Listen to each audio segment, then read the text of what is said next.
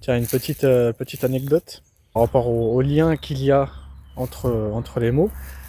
C'était quand j'étais en Égypte. J'apprenais des mots comme ça, un petit peu de manière automatique, quoi, comme tout le monde, hein. Et puis je suis tombé sur le verbe nasiya, oublier, et le nom de ce verbe-là, nisyan. An-nisyan, c'est donc l'oubli, quoi. Puis bien plus tard, voilà, je tombe sur le mot être humain, un être humain. Comment on dit un être humain en arabe? Eh bien oui, on dit el insan. Et donc j'étais comme ça, j'étais chez moi, dans mon petit appartement. Je me dis, bah, en fait, oui, finalement, l'homme, c'est celui qui oublie.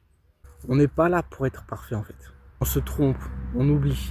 On est là pour être authentique. Et être authentique pour un être humain, ça veut dire accepter cette part d'incontrôle.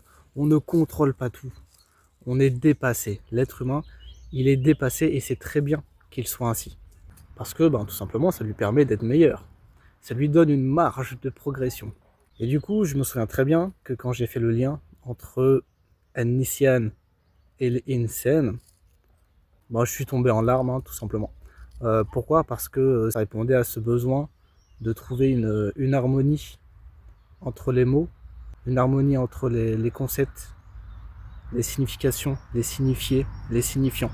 Et le fait de voir à quel point la langue, elle était logique, elle permettait de relier les choses entre elles, les idées. Ça m'a profondément bouleversé.